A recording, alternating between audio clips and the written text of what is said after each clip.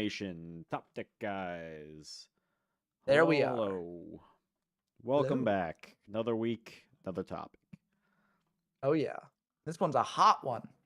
We got some hot takes. Ooh, spicy meatballs only here. Oh yeah. Better have a high spice tolerance for this stream. Else get out. Yeah, No, don't actually get out. I was asking my community last week of hot takes, and I got a lot of responses. So you hear some of yours for the people watching, as well as we have our own. And if you're feeling extra spicy with some of the hot takes, feel free to chat in the live chat, or if you're watching the VOD, comment below or hit us up on our Discords, the Janjo Tombs or the Yugioh from Zero Discord. Yeah, both great places. And I don't think that that's a hot take. So Do you like hot food, like spicy food, kind of? yeah, I like it. I never used to eat it as like when I was growing up, but then when I went out on my own, I'm like, I might as well try it. I never had it before, and I really liked it. It was something different, and then I just kept eating more and building up my spice Mm. tolerance, and I think I got a pretty decent one for a white. Like, if I go to an Indian restaurant, I don't know if I can get this thing on there, Mm-hmm. but I can do pretty well. So, Insta flavor, some would say. Yeah, oh sometimes yeah, like if you get like that good level of spice where your nose like is running a little bit, but like the flavor is really good and you can still eat it, that is like the perfect. So there's a I believe it's a Vietnamese restaurant near me, and I haven't had it in a few years, but they have this curry and it has like that perfect level of spice. Uh, you really can't beat that. I don't do like spicy food like too much nowadays. That said, I did have a spicy dinner. It's just meatballs with like Cholula on it. mm. Yeah. I actually like it to go a bit beyond that sometimes too, where it's just like I can't control any of my fluids streaming from my face. It's just all coming out because it's almost like a cleansing experience. Mm, Um, like spicy mustard, but horseradish. yeah, spicy mustard's good.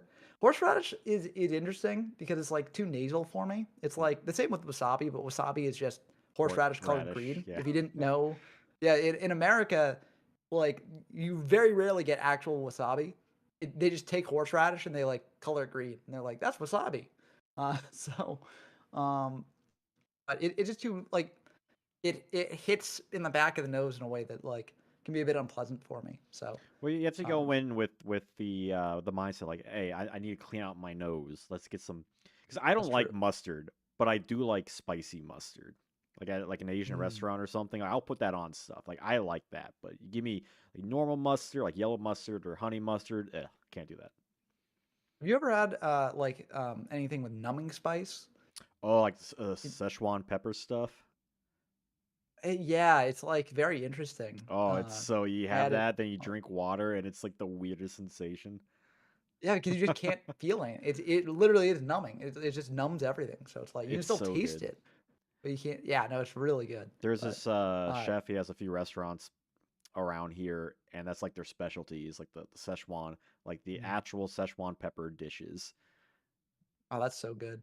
And they have these Oh, like pancake things that's it's like a big bubble, and it's like a mm, crispy fried pan. It's that sounds absolutely amazing. delicious. That's Oh, amazing. But moving on to the actual topic here, I know you come in as like, oh, hot takes, trick on you, pull the a thing literal. over. It's Yeah. actual talking about spicy food, which I do like spicy food, but Yu-Gi-Oh! Hot takes is definitely one to talk about because everyone has opinions.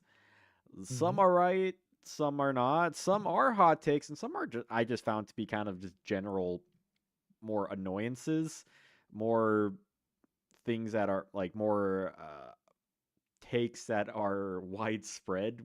So I wouldn't really call them like hot takes, but there are some there are some that the Janjo community said that I'm like, okay, that's a hot take.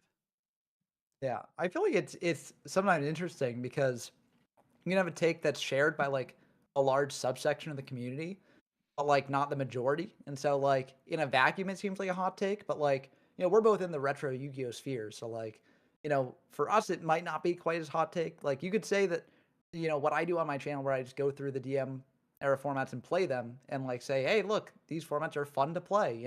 A lot of people would just be like, no, that's not true. Hmm. If you're coming from the modern game and stuff. And so it's kind of like a hot take to say that, but I wouldn't necessarily call that a hot take for the people out there watching, because most of those people will probably be like, oh yeah, they're fine, they're fun, and um, Hmm. yeah, it's a bit interesting there. Hey, Princia Inc. What's up? I'm probably pronouncing that wrong. It's probably like Princia Inc. Um, Mm. I do. You are sometimes in my Discord. What's going on? Yeah, there's. I mean, I suppose it depends on like the individual, right? Because it's not like everyone is gonna be really deep into Yu-Gi-Oh community, whether it's like in person or online. Maybe they just watch a couple channels, and so maybe what their hot takes are, like for them, it's like, hey, this is a hot take. But there's certainly like a good volume of like, hey, this modern stuff sucks, the old stuff is good, or this old format sucks, vice versa. Just kind of like general sentiments. You tend to hear uh quite a lot. Yeah, it's interesting too because like even in the positive things, it can be a bit weird because like I would say it's not a hot take for people to say like, oh, Edison is the best retro Yu-Gi-Oh format, right? Hmm. I don't necessarily agree with that take, but enough people do agree with it. And I mean, that's for many reasons. One, Edison is genuinely fun. Hmm. Two, if people are playing a retro format, they're going to play what's played. And the two options for that are mainly Goat and Edison, and now maybe Tengu Plant or Hat. But, that wouldn't necessarily be a hot take, but I'd say that like me saying like, oh, actually my favorite format is like Yada format isn't necessarily a hot take in response to that because it's just like, a preference, right? It doesn't get people angry Hmm. if you say that. And I feel like maybe not anger is the emotion needed, but like some emotion has to be triggered for a true good hot take. Yeah, I mean, some of it's tribalism, right? Like you want Mm. to kind of push your agenda more than saying, hey, because like, what is the essence of a hot take, right? It is, uh, something that's more on like the individual personally than it is on like a whole community sake. Um, yeah, like yeah, you mentioned it was like, hey, if I prefer Edison format over this format, that may not be necessarily a hot take, but if you say, hey, this one specific format is better than this other one, there might be an argument there. If it's more of a just random format like Abyss format or Vegas or something is like better than Goat and Edison, you could build an argument off of that, I think. Yeah, and I think actually you saying that made me realize another thing that makes hot takes truly hot is that when you put something forward as like fact, right? You're not saying I Hmm. prefer Abyss format or you're not saying like Abyss format is my favorite format. You're saying Abyss format's better than these formats. And by framing it in Hmm. that way, you're saying it is a fact. And people who like the other thing are like, well, that's not a fact. I like this one better. And so Hmm. then it gets emotions, debate going on, and things like that. Yeah, and the debate can definitely cause it to be a hot take, right? If it's Mm. at least two people kind of going at it because one was hot enough to light up someone else. Like I recently finished editing my hat format video, which I mean it won't be up till like September.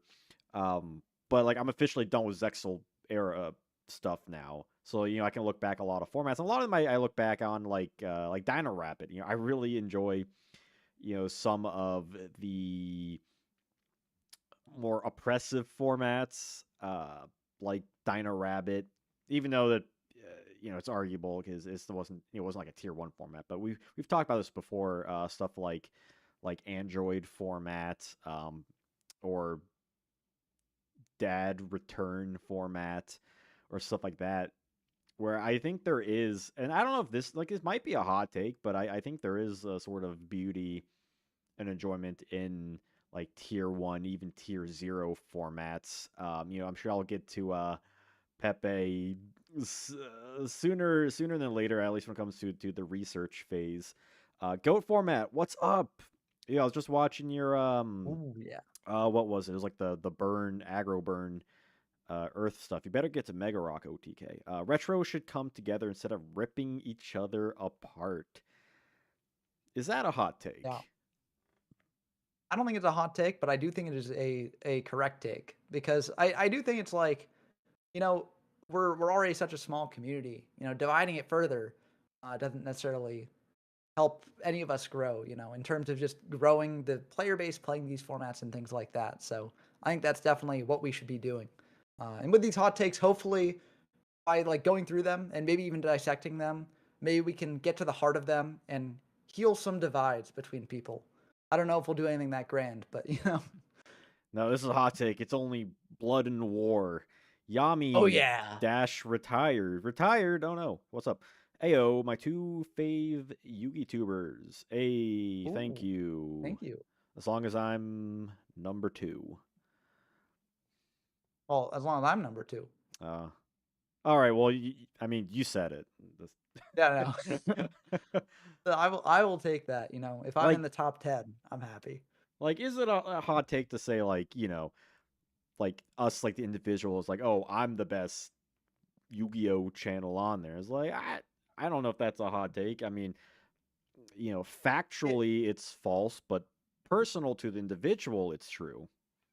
yeah, and it gets into like also another thing where we sort of said like saying an opinion as a fact can lead to something being a hot take, but also saying an opinion that is like niche enough, like I feel like sort of negates the hotness of the take. For instance, like if someone's favorite card is like Skull Servant, right? And Mm. they said the best card in the game is Skull Servant.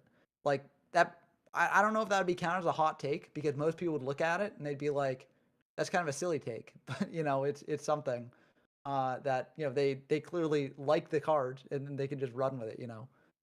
Oh, absolutely. Go format. Tune in tomorrow. We're getting our rocks off. Oh, and I also better see that Mm. Gaia power, like the classic Earth with like Chiron the Mage, the old school stuff. Yami retired says who has the best Yugi Kaiba spice. Also, what's up, Matthew Brogdon? Personally, prefer feature formats only playable via time travel. Yeah, that's why the Future Fusion errata really hurt because it hampered our access to those formats, you know. Um, but it's hopefully it's Konami reverses that at some point. it's hard with that feature fusion. I mean, if you're talking about like Yugi Mhm. Kaiba hot takes, I mean, I don't know if it's a hot take, but I think Burn Aggro should be played more because Oh yeah, I feel like Burn Aggro for me, like obviously like the modern stuff is like Ultimate Offering meta, but for me, like it always felt like that the Burn Aggro was like that last frontier of like decks people were experimenting with that was like actually a solid deck. Like they finally yeah. made the burn strategy work in that thing instead of being like a like a stall burn kind of thing. And I thought it was fascinating. And it's kind of I wish more people played it. I will go one step further and say I think Burn Aggro could be tier one. I'm gonna put Hmm. it out there, put it out there. But the meta right now in Yugi Kaiba is a bunch of stall mill players, right? They're playing the stall mill decks, and what's really good against that? Burn Aggro. And a lot of decks are teched out to deal with stall mill, which makes them a little bit weaker into Burn Aggro. So I do think that Burn Aggro is potentially a tier one deck, and it's only a matter of time before it wins a tournament. I mean that's a spicy hot take. A burn deck. I mean you can't get any more hot than that. I'm gonna read off one of the hot takes from one of the Janjo's own community members here. Um, I didn't write the names down of like the people who did this, but if you're watching and you wrote this, then well, you know. The inclusion of video games in the World Championship Series up until 2012 were a very healthy way to bypass monetary costs of competitive deck building and make tournaments more accessible. Duel Links keeps this alive, but it's a separate format. Plus, it and Master Duel being freemium makes them less ideal compared to a single $40 buy for a video game that you could grind up into something that's for that year's uh, big tournament. And I think that's kind of I interesting, talking about like the impact of like, hey, they need to like bring back the video games. Yeah, and that is like I sort of agree and disagree because I think they're right in the sense that if you want to play competitive Duel Links or competitive Master Duel, you need to grind like just 24 hours a day, or like just pay money, which most people just pay money, right? Hmm. And you wind up paying more over time than that initial $40 or however much investment into a regular video game. I do think if you're playing more casually, Master Duel or Duel Links is a much better buy for you, because if you're just playing casually and stuff, maybe playing with friends in private rooms, I don't know if you can do that in Duel Links, but I know you can do it on Master Duel. Then you're basically doing it for free, right? And you don't even have to grind that hard to get like a particular pet deck that you want, right? Or do a particular challenge like the Master Duel Masochist stuff, right? So I actually think that like there are pros and cons to both approaches. I would like those Yu-Gi-Oh video games to come back, like maybe more story-based one, because I think it's fun just going through the story and grinding them out that way. I think there's pros and cons to both. Yeah, Yao TV says Goat's meta is so underdeveloped and they're missing on so many cards in good decks. They all just copy 90% of what the rest is playing. See I agree and I disagree with it. Because Chaos Turbo is the product, is the byproduct of the format being explored to the extent that it has. However, that said, there are a lot of cards and a lot of decks that people don't necessarily experiment too much. That will occasionally win a Goat tournament, like we saw with Fiend Mega Cyber or a Nightmare Penguin. But it's the issue of these winning on average and being skill dependent is kind of like the gatekeeper between the two. Yeah, I also think like it's a bit tricky, because if you're saying like they're missing so many cards and get like I'm curious what you mean by that, because I know there are some people out there who say like, oh, this format doesn't have these cards that come out later in the game that complete decks that are already in it, right? Like that's a complaint level against Edison, for instance, where they're like, well, you don't have like all the Blackwings or all of this archetype or something, Hmm. and so it's not really like complete deck, right? And I feel like that is sort of something that will like be true for like pretty much every format, because the support just keeps coming out for these decks. Hmm. You could leverage that in any format. And it's also kind of cool seeing how those decks are built in formats where they're missing key pieces and seeing how they adapt to that. So I don't necessarily agree with that. If what you're saying is like people are missing sort of techs like that are already in Goat format's card pool that they're just not playing, um, then I think it's more of a thing that like Janjo said, right? Where it's like, people do use those cards and win, but it is more skill intensive, right? To do that.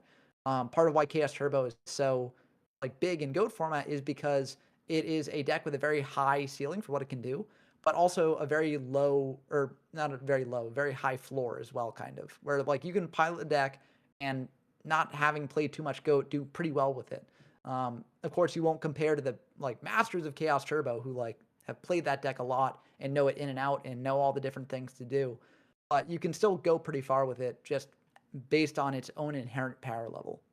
Yeah, and that's something you could say years ago before Chaos Turbo really started become as big as it was because it's called Go format, right? It was made around and originally revived as like the goat control format where people weren't playing certain cards, they weren't playing these heavy chaos engines with multiple chaos sorcerers and thunder dragons and trap dust shoots.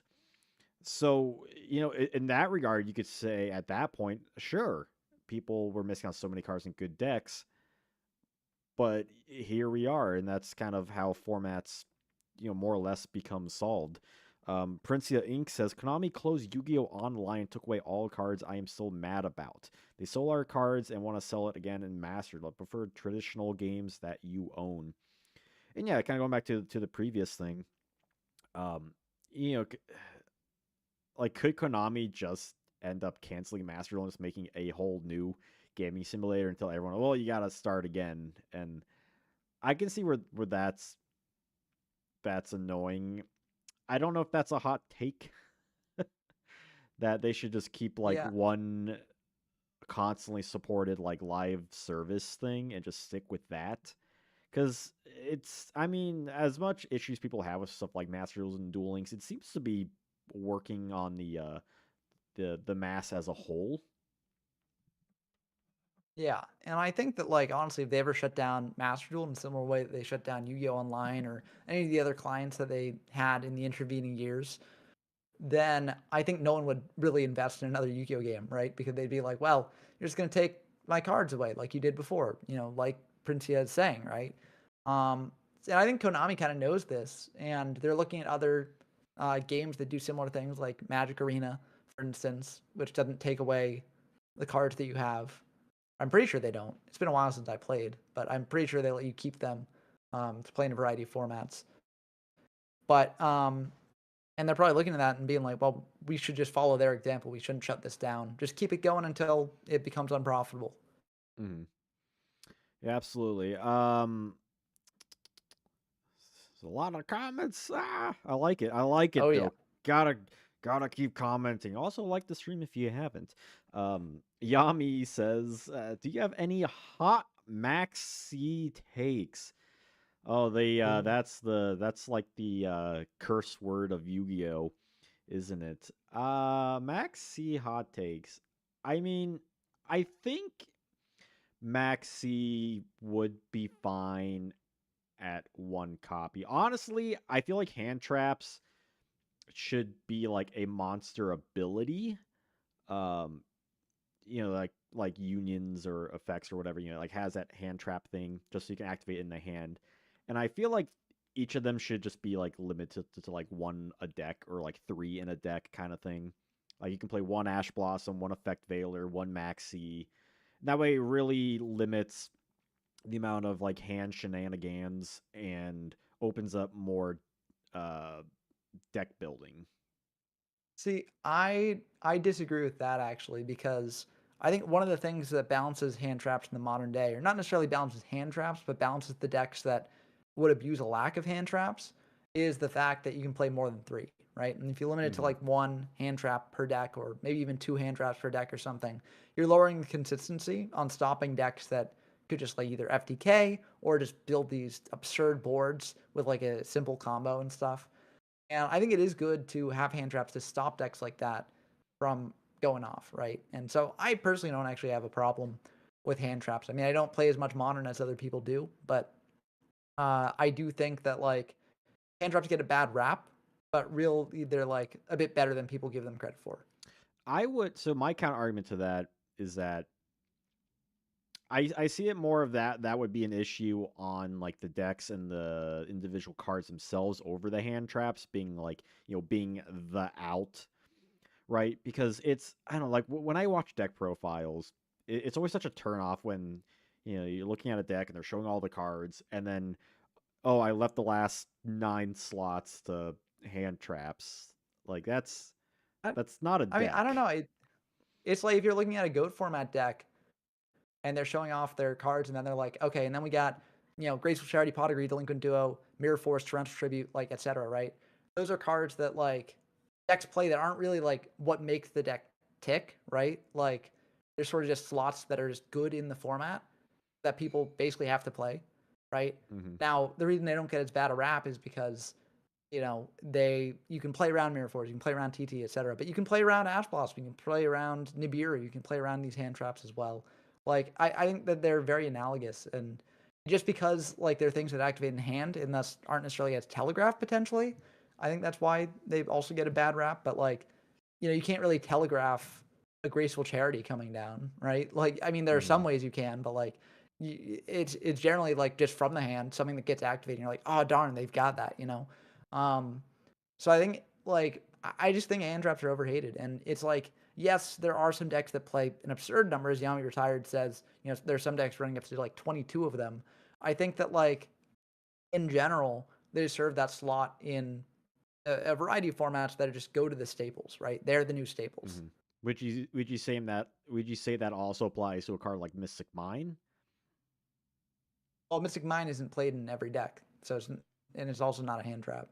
But Sure, that but is sure, but Mystic like Mine's its in own strategy. yeah, but in the idea of that, like, hey, this stops a lot of like oppressive boards from being made Oh, you simply mean it because being like they okay? simply because they threw this card in a deck, right? Yeah. But Mystic Mine is its own strategy. The thing about hand traps is that they're not its own strategy, which is part of why I think people don't like hand traps because of the staple nature of them. Um, but also, Mystic Mine doesn't necessarily stop a deck from popping off turn one, right? Like Hmm. hand traps do. So it doesn't stop the decks that would like potentially FTK or something, or just I mean, if you build a board of like all monsters and stuff, and then you activate Mystic Mine, the opponent activates Mystic Mine, then the monsters don't quite do anything. But eventually, the opponent will just draw outs if Mystic Mine was the only way to stop that, right? And there are plenty of outs to Mystic Mine. It's just that most decks don't main deck them. Well, now Mine is banned, but when Mine was legal, most decks wouldn't necessarily main deck them because they're like, well, Mine isn't that big of a card in the metagame right now. If Mine was a big card in the metagame, they would main deck them, and then it would be sort of like not really that big of a deal.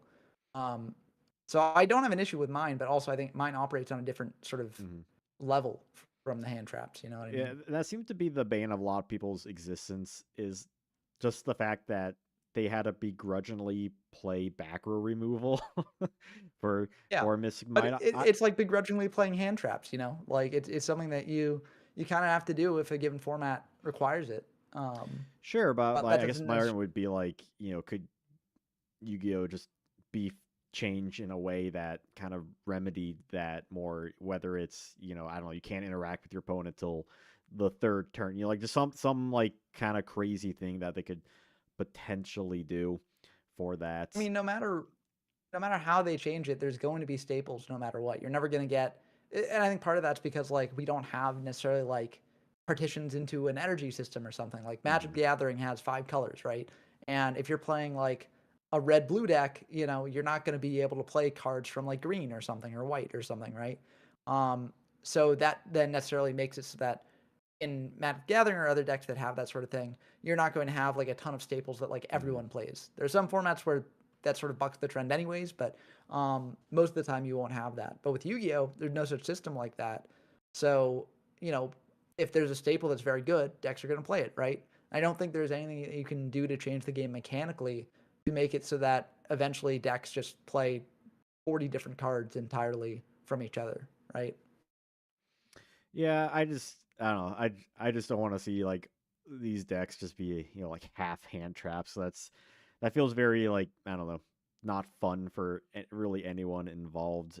Goat format here though says, my hot take is every retro format will get to the point of hyper optimization and that should be okay. I agree. I think every format, I think we're starting to see it with Edison. I think people are trying to cope otherwise. that Yeah. that yeah, every format's going to get to that point. Some slower than others, but even if they do, like we saw with Goat, I there's nothing inherently wrong with that. In fact, if anything, it's good because that means people are playing this format so much they can get to this understanding of the meta and of the card pool and work around that. Like I say this a lot of times, I think high skilled Chaos Turbo Mirrors is an absolute beauty to watch.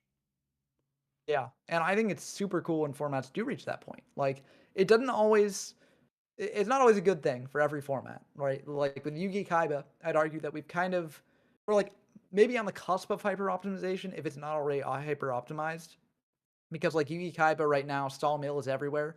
I don't think Stall Mill is a tier 0 deck, but it is a very good deck and people have finally recognized it. And when you're playing competitively, you run into a lot of Stall Mill decks.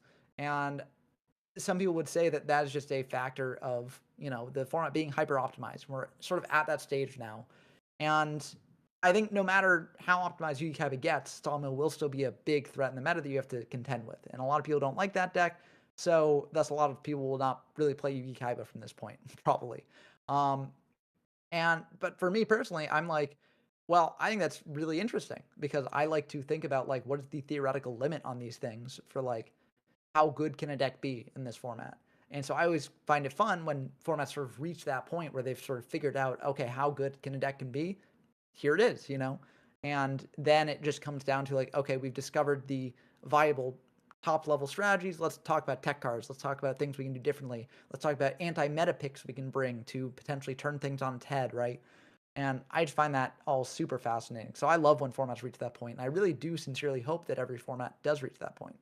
Yeah, the cream will rise to the top. Like good cards are good cards suboptimal cards in comparison will beat out. Even if there are outs, like it's still gonna be to a certain extent, especially as like the formats continue on and you get more in the card pool of more potential outs and whatnot, which gives which is the reason why you would see something like Yugi Kaiba or Goat format perhaps be solved quicker than a format like Edison or Tengu Plant or Hat, simply because there's a lot more cards and a lot more things to explore.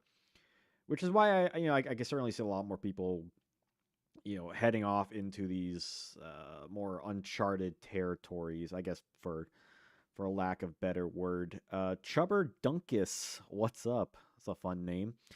If you want decks without staples, draft, and limited formats, could be options to explore. Necromancy for kids, what's going on? Every archetype in Yu-Gi-Oh is a color. They just splash in the staple colors, like how most people play blue in older Magic the Gathering. So I disagree with you a little bit there. I do think that the archetypes can sort of act as like colors in the sense of like, okay, a Snake Eyes deck is not going to play cards from Mermail. I don't know, because those are two different things that don't really go Mm-hmm. together perfectly. Although you can occasionally find different cards from different archetypes that do synergize well and this mesh together in a perfect symphony of Hat. unrealized potential. But I do think that like for the analogy that I was trying to make, like what I was saying is, in Yu-Gi-Oh, if you're in a format that where, like, let's say you're in Goat format, right? Like any deck can play Charity because there's no additional resource attached to Charity, right? But, like all you need to do is have a deck that wants to draw, right? And Charity is good Mm-hmm. for that. So every deck will play Charity that can. But if you have a powerful card in Magic, like let's say, a blue card, right? And you're playing a deck that's not based around blue colors, then you cannot play that blue staple. Now, you may be right that a lot of decks have tended towards blue stuff in the past, but those are decks that are constraining themselves to having to play blue lands and or some sort of blue mana source, right? And because of that, they sort of have to box themselves into that. And a deck that doesn't play those blue lands or mana sources cannot play that card, right?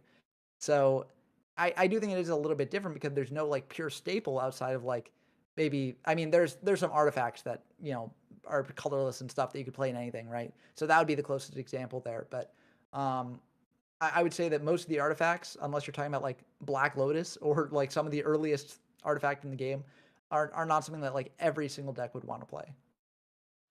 Yeah, like there's so many different decks that have a variety of like what you can mesh or what you can't mesh with. You know, like mermails, right? Mermails perfect with Atlanteans. Salmon Gray it has like a couple of different things that they can kind of work with, so Salamander Catalyzer or whatever his name is, and their particular like Cyberse cards or Hat, right? Hand artifact trap tricks. So it definitely can like go up and down depending on the certain kind of deck. Like dinosaurs, isn't isn't an archetype, but it's like a just like amalgamation of a bunch of different dinosaur cards. So it really goes up and down just depending on how they're played. Like Prank Kids, you're probably only playing Prank Kids, not hand traps excluded. Sojima MX, what's going on? Lee, what's up too? And Lead Lover, what's going on? All the homies of the Janjo zone. Lead Lover says new master rule: have a one or have a side main deck that is only composed of hand traps. Then the actual main deck can run engine cards. That's an interesting take. So Have you like draw an like two extra deck. hands, like one from each. So you get your hand traps and hand, and then you get your I regular mean, hand, and you gotta. maybe like a 5 to 10 card deck plus. Yeah, that that'd be that interesting. yeah, that could be kind of interesting. Just giving you a sort of out almost or a way to defend yourself. Maybe like if you're going second, have something regarding that. almost like a, I don't want to say like mulligan, but that would be a hot Yeah, well, take. Adding mulligan to Yu-Gi-Oh. yeah, I personally, I mean, okay, it can be good in Magic, but Magic also opens with higher amount of cards in the opening hand, and Magic also has the land mechanic where it's like if you don't draw a good mana curve, right, you can just be kind of like basically dead in the water in the game, Mhm. right? So I'm not sure Yu-Gi-Oh needs it, but it would be interesting to experiment with adding. Shadow of the Moon 87. What's up? So what was your weirdest deck that you made for Goat format, like Destiny board or Ninjas in the '05 format? I once almost made local with the Ninja back in the day. Nice. Oh My wow. my big my the deck I really liked back then. Um, it was like a horrible deck. You never see anyone even make this deck anymore. Jackal Lock. It's like, Oh, with Mystic Knight of Jackal. yeah, that was like my boss monster back then. Um, which of course, nowadays, like you'd be very hard pressed to play something like that, just because like the wording for him and Wing Sage Falcos is all sort of janky. I mean, hot take. Just let Jackal work. Let's just ignore like Tomato and Sangan and stuff. And let's just let him ignore those effects and just stack Yeah, there's without some effects. cards back in the game's history that like they could be fun just to experiment with, but clearly they're just like overbalanced against where Konami thought like, oh, this card would be too broken if it, had a good effect Hmm. here that like worked the way that people expect. So let's just tweak it a bit to make it like slightly less good. And by doing that, they just ruin the potential of the card completely. So Hate it. I think it'd be cool to experiment with how, sort of like what you do in some of your streams where you go in and you fix the cards, right? It'd be cool to like play with those and see how it works with the rest of the history. Yeah, Necro says Jackal was played in hand back in the day. Now that's something I haven't heard in a very long time. Mm. Let's see. Another hot take from one of the fans, which is also kind of video game related. So I wonder if it's a hot take if they're all kind of meshing together. Master Duel is the worst Yu-Gi-Oh simulator and the worst way to experience or play Yu-Gi-Oh in general. Now I will say on that, the whole like thing with Kazuki Takahashi was to play this kind of stuff in real life. Now you could argue that's not like playing online isn't quite what he was referring to, but if it does open the opportunity for people to experience with other people, that's possibly something he wasn't even considering when he originally made Yu-Gi-Oh too, considering that Yu-Gi-Oh was made in, I mean, like in the like the mid 90s. Yeah, I also feel like I've played a fair amount of Yu-Gi-Oh video games. There are definitely some worse duel simulators than Master Duel. Sorry to say. Um, Name one. like I could name many. But I think a lot of that would be sort of back into like personal opinion and stuff, and also like for instance, I love the Joey the Passion Power of Chaos video game back in the day. That was really fun. I played it a lot as a kid. Really bad simulator. Every other action you do, it's interjected with Joey going, yeah, ah, Meh. oh, and it's just like it can be funny and it's like, oh, it's Joey, he's doing something. It also gets really annoying over time. It gets really bad. Um, and Master Duel not having that is very nice. Master Duel also, showing the chain and how that works is really Mhm. good. I really like how they instituted that into the game. Being able to check the cards is much more easy in Master Duel. The layout's really good. Like I think like on an aesthetic level, I think Master Duel is one of the better simulators we've had. Um, but I mean that being said, like, it's definitely not to everyone's taste. And I mean, also, you could argue that the monetization model isn't as good. Although playing other card game video games, the monetization model is definitely a bit more generous than some of the others. But um, yeah, it could definitely be seen as sort of like a cash grab. But I think that it actually is a pretty good simulator overall. Yeah, it has all the bells and whistles. It looks good. It has good music. I think the main thing with like older ones is really just more for the experience alone than like if you really want to play Yu-Gi-Oh. Like I really Yeah, like Master Duel kind of reminds me of like if you want to play something like that, but for more like general stuff. There's always like EDO Pro out there, right? If you don't like Dueling Book, you want something that gives you more of like the automation involved in it. But sometimes you just want to play Eternal Duel of Soul for like the classic card pull and the music. But there's only so much you're gonna get out of that. Whereas something like Master Duel is like constantly supporting, constantly doing this, that, different events, which I think is good. I mean, it's not like I personally play Master Duel, because I'm too busy making Yu-Gi-Oh videos to be bothered to play the game more than I would like. But it seems like Master Duel, it kind of is a divisive aspect. But I do think it, if you want to call it evil, then I do think it is a necessary evil. Yeah. And I think that like I'm really happy that Dueling Book and EDO Pro are still up there. They're still there if people do want to play them, you know. So it's not like Master Duel is the only option out there. So if you really don't like Master Duel, you can play some of those. And like for instance, I mainly play on Dueling Book because it supports the retro formats that I play a lot more than Master Duel does. Mm-hmm. So it's nice having that. But I do think that like having Master Duel out there is not a bad thing necessarily for the game, and because there are more than that option, I think it actually is a good thing for the game because it also means that more people get into the game, more people try the game out, and there's more visibility on it too. Yeah, shout outs to all the devs on Dueling Book and EDO Pro for having these uh these simulators that Konami has not stricken down. Probably because EDO Pro is more of like a software, and Dueling Book, I don't exactly remember, but there's something different that they do with it than what Dueling Network was, which kind of helps them like avoid it. Mavros Yeah, I think. Skylos, what's up? Nice stream, thank you.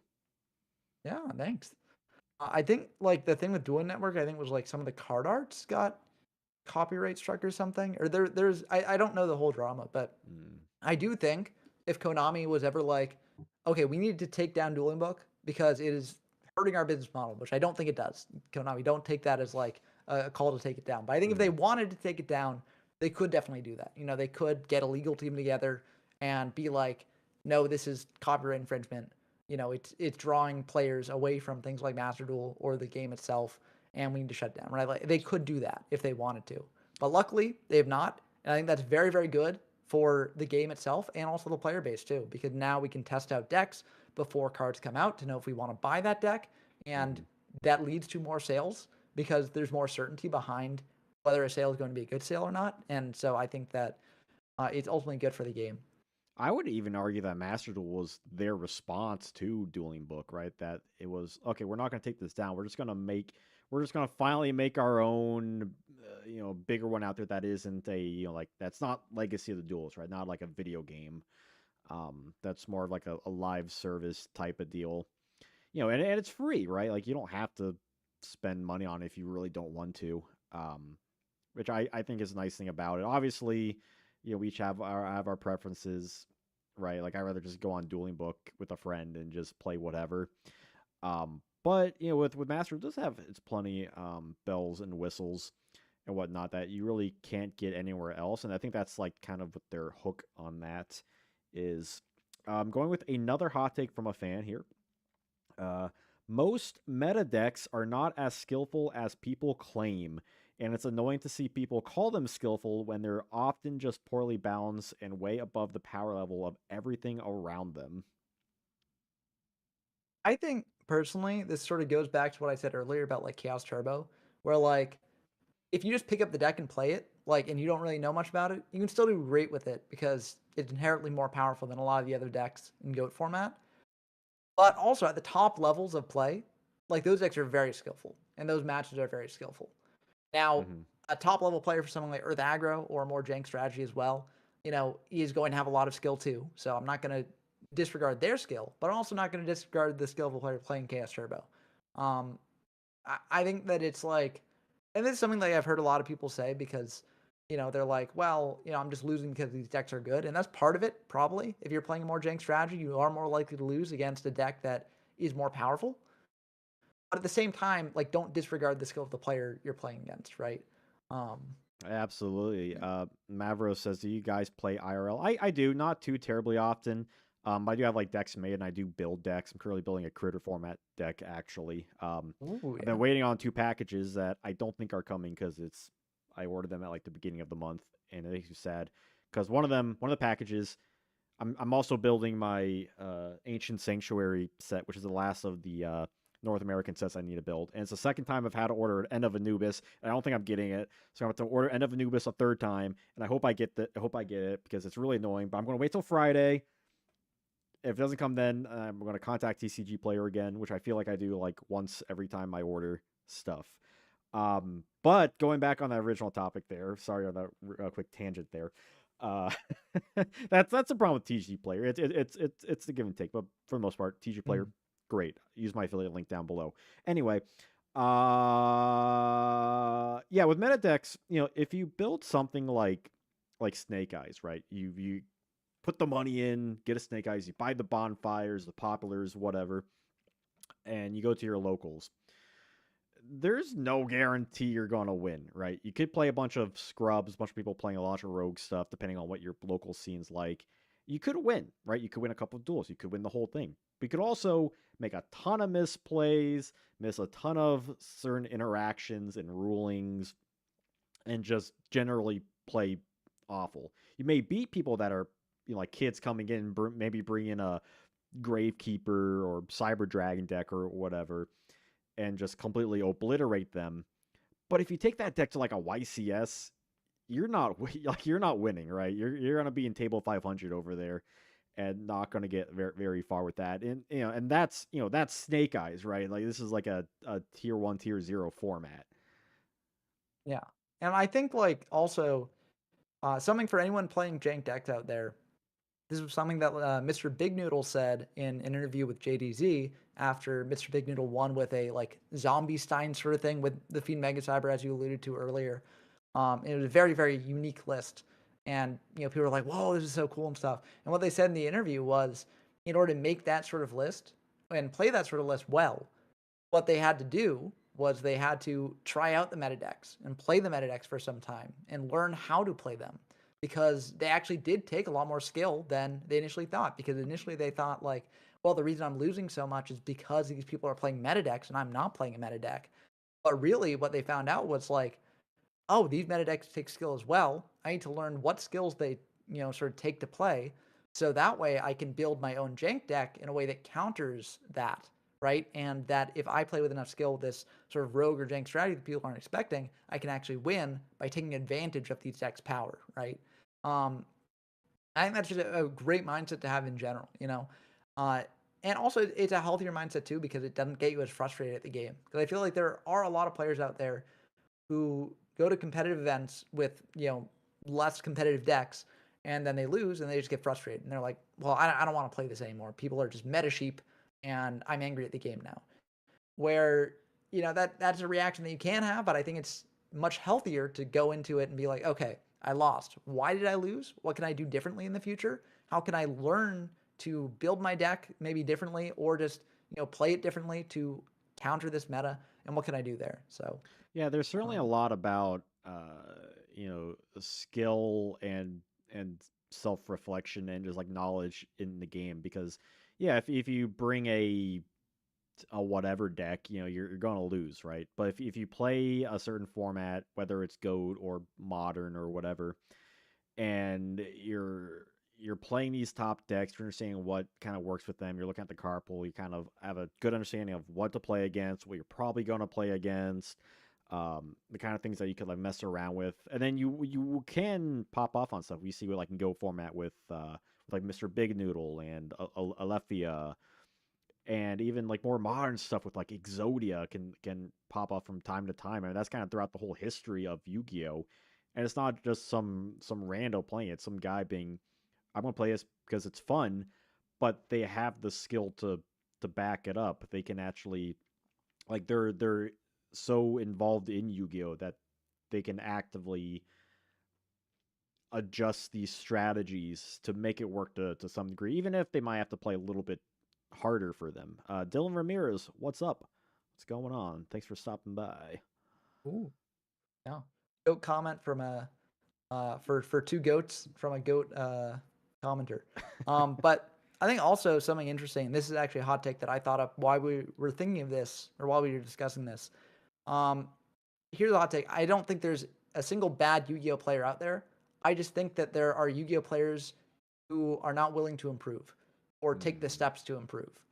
And what I mean by that is I think that anyone can improve if they look closely at the games that they play, if they look closely at the deck they play, and they actually accept that, there might be flaws in the plays that they've made, there might be flaws in the deck that they've made, and then try and improve that in the future, right?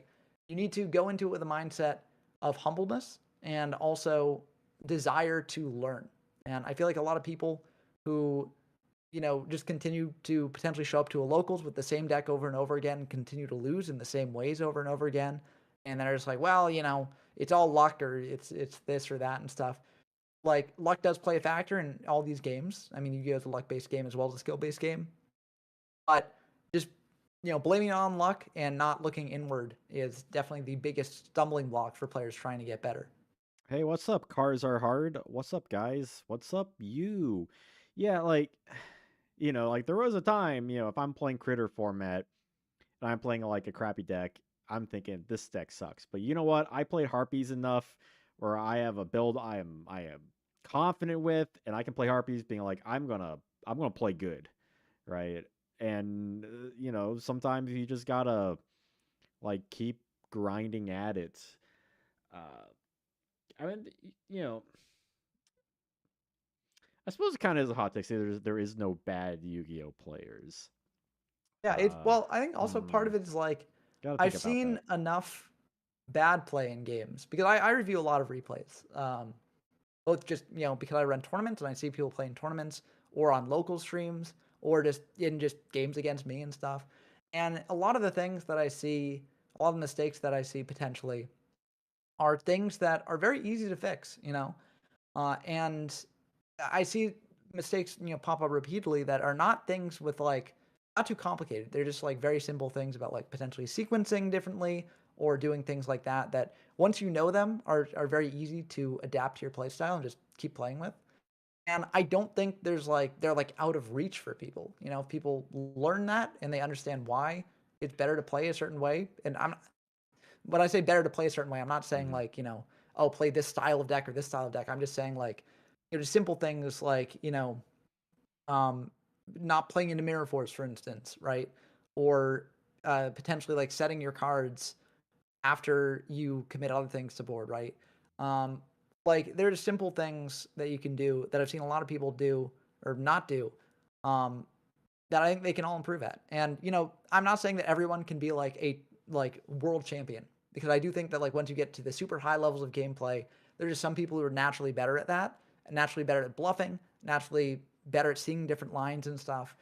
But I do think through constant attempts to improve and constant learning and things like that, I think people can be a great player, even if you're not at that like world champion level. Yeah, it's really all about just learning the game like at a fundamental level. Like there's so many people that are like do gain knowledge because of either how much time they spent in the game, or maybe they're part of a team and they can bounce around ideas with people, uh, or they have experience with like another game that can transfer skills over. Like there's a lot of different ways to like learn about it. Like a example I would say would be something like like in goat format, where a lot of people coming in see a lot of these cards and like, oh, these are bad degenerate, and some of it's true, right? Like Trinity, can be a problem, especially for like newer players. But you watch a lot of skill players, and sure, sometimes it does impact the game to a significant degree, but sometimes like they'll play through it, right? And a lot of people like they'll play very similar cards, same kind of decks, but it ultimately comes down to yeah, there's a dash of luck, but a lot of it's also skill based too, of understanding your opponent, right? Understanding the kind of stuff that you could see on average, understanding like throughout the game what they're playing. It's very like chess like, very poker like in other degrees. And I think I find that like really fascinating, right? Like not everyone wants to put in the effort. Not saying it as like a negative connotation, but just some people can't, right? They can't travel to all these YCSs, become part of a team, become like a war league in X format, and really consume their life with the game. Some people just play on a base value, and yeah, you're going to hit a ceiling with that, but that's not an inherent issue. It's just what it is. Yeah. And the ceiling you hit too is like not a bad player at all, right? Like it's a ceiling that like you're pretty decent at the game, you know?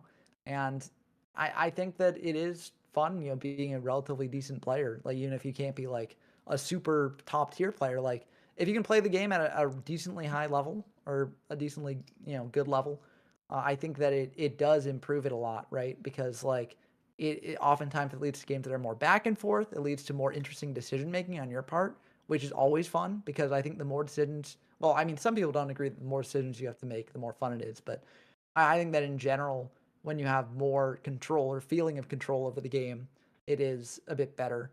Um, so I think that it just improves the experience overall. But you know, like you said, not everyone wants to play that sort of like chess-like sort of thing with GOAT format. But that's part of why I show off all these other formats on the channel because I do think that if that's not your cup of tea, there are formats that like sort of reward skills that are not that sort of thing. Like Vampire format is much more aggressive format, much more tempo based, Mm-hmm. and it's less about the sort of like chess-like war of attrition between resources and stuff, and more about just like knowing when to push, knowing when to not push, and just keeping the aggression up.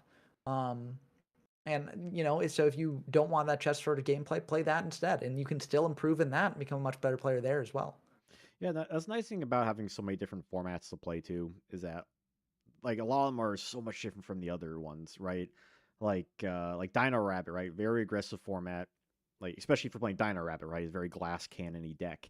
But then if you go and play something like Hat format, which is very trap heavy format, um, that takes a lot more reading skills than other formats do. Like Dylan Ramirez says, my problem is that I play control decks but play very aggro. Probably makes me a worse duelist, but it works when it works. And honestly, like I completely like I feel that because I feel like I'm the same, right? I like these, controlling more like grand mastery, like mastermind kind of decks. But every time I play them, I just think, oh, I just wish I had some stupid OTK beat down brainless deck that I can just shut off my brain and play. But I love like the fun combos and gimmicky stuff. Like I'm certainly my worst enemy when it comes to that. Like one of the hot takes that I wrote down from my community post was that GOAT format sucks and Warrior is better. And normally if they just said GOAT format Ooh. sucks, I wouldn't really think about that. But the fact that they brought up Warrior format,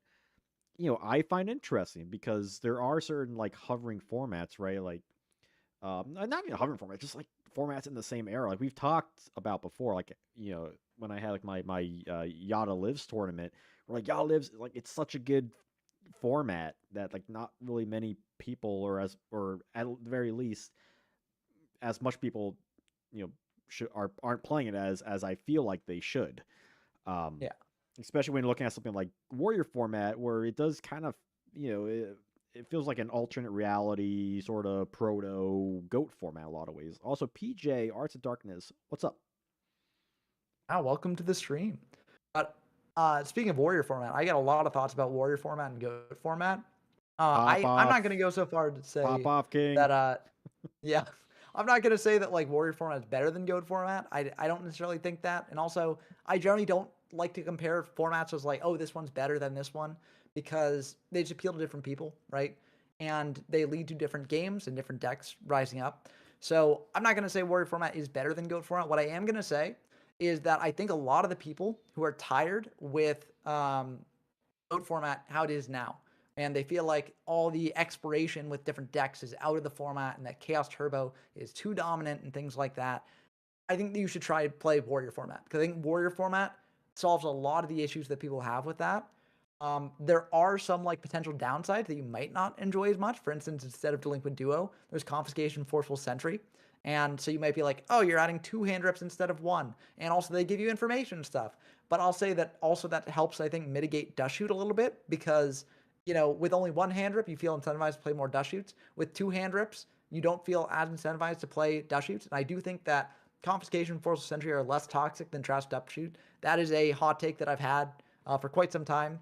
I mentioned it on our last episode, and also I have a whole video about that on my channel too, where I do think that like Confi and Forceful, while rough, there are some things you can do to sort of like mitigate the amount of information your opponent got from them.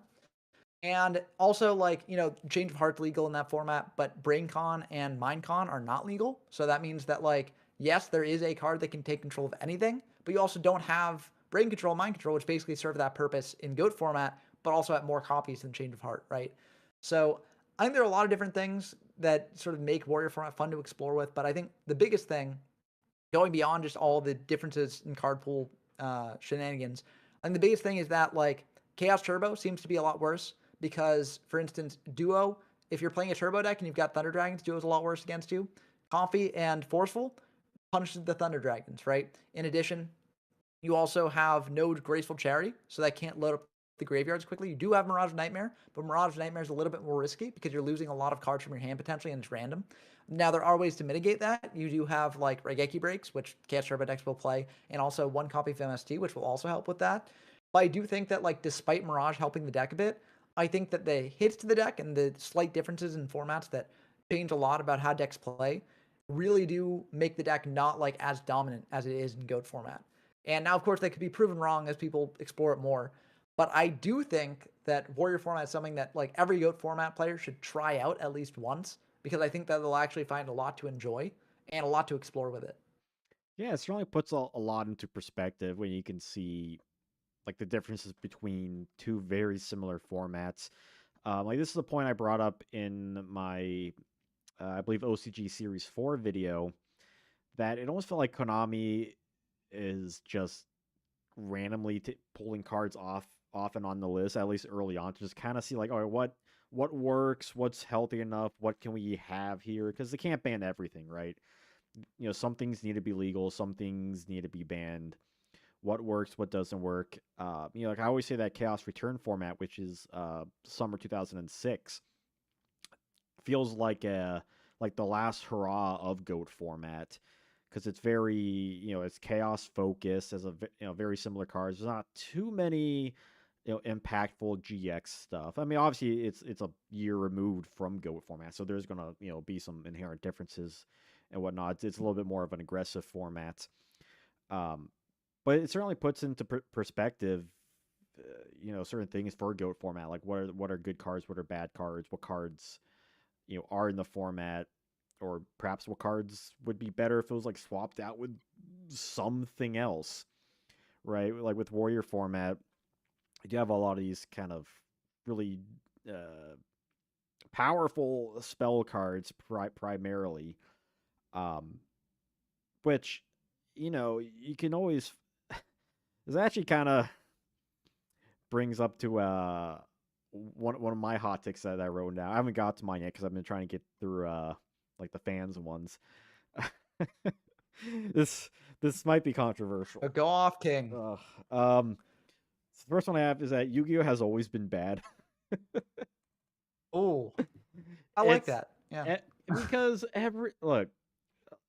One thing I learned about doing all these history stuff from the TCG and the OCG is that Konami has no idea what they're doing. There has been issues from the beginning on like both ends, right? Both on the Konami end and even like the Upper Deck side of things.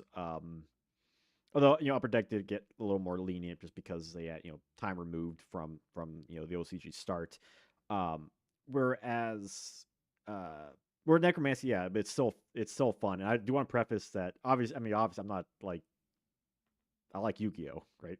um, but like every format has like its degenerate stuff. It has like its crappy cards. It has all this dumb stuff about it. Yu-Gi-Oh has always been Yu-Gi-Oh, right? It always has some inherent issues with like the wording, whether it's with the early wording with Ultimate Offering in Yugi Kaiba format, or Waboku being, how does this card work? How does that card work?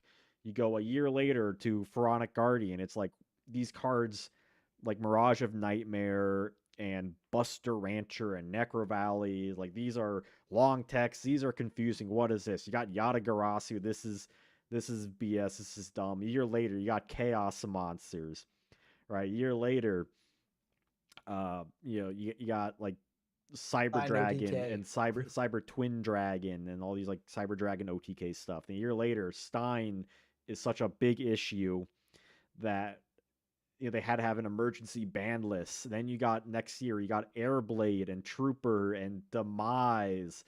And the next year after that, you got Dark Armed Dragon and the Phantom Darkness. And then they go to the Synchro stuff. You get Emergency Teleport, and it just gets even worse. And then you go to the next year, and you got Dark Strike format with Dark Strike Fighter. And what's the next year? Like, is that are we at Frog OTK yet? Like we Yeah, can go Frog like OTK. every Yep. single year from like the history of time, from when the freaking dinosaurs roamed the earth. There has been issues with Yu-Gi-Oh. It has always been bad, but god damn it, I still love it. And I think that's my point I'm getting at. Yeah, and listen, like, no matter how good something is, human nature is to criticize, right? So like, even if we had a perfect format, like that is objectively the best thing in the world, we'd still be complaining about it. We'd still be saying like, well, actually, I don't like how this interacts with this, and this is kind of overpowered and stuff. And of course, I'm not saying that like people playing Frog FTK format should have just been like, oh, this is actually a great format. We're just overreacting because obviously when you get things like that, it's definitely become a major problem. But like you're right that like every format has something to criticize, every format has something degenerate going on in it. And the sooner we recognize that, the more enjoyment we'll be able to get out of the game. Because like then when you get Trinity next time in Goat format, you won't be like, oh darn, I hate this game. It's so degenerate and stuff. You're like, well, I'm playing Goat format. That is a possibility. It's what happens. It's a feature of the game. I'm just going to appreciate it and try and do what I can in the rest of this game here. Yeah, that's what JDZ from Go Format was saying earlier. It's like it's gonna happen. You just have to learn to accept it, right? I think with something like Go Format, because it is one of the biggest formats, it is under a much larger microscope than if you played Yada format, right? A format that has Painful Choice and Mirage of Nightmare and this just long list of power cards galore, right? Anything that's like pre-ban list. Like you've experienced yourself with Chaos format, with Chaos Yada, right? With all the power cards and that, but it's not a Yada lock format, right? Like there's a lot to enjoy about it. There are different decks you can play and have fun with. It's just a matter of like how you look at Yu-Gi-Oh just as a game and not like a particular format and the issues. Like that's just being negative about it, right? Like you can look at Edison Yeah. format and people have been warming up to it more, or not warming up, but like acknowledging certain issues with the format. But that's just what it is. It doesn't stop people from enjoying it or trying out other decks. Is just a part of the game. Yeah, Edison's I think's reached a point that Goat is actually kind of at, where it's just like people are so tired of Blackwing value. They're like Blackwing value everywhere. I don't want to like it's just all Blackwing value. These are indisputably the best deck and stuff. Even though there are other options like Hero Frog and stuff like that, but Hero Frog is also very difficult to play, and a lot of people don't like the play style.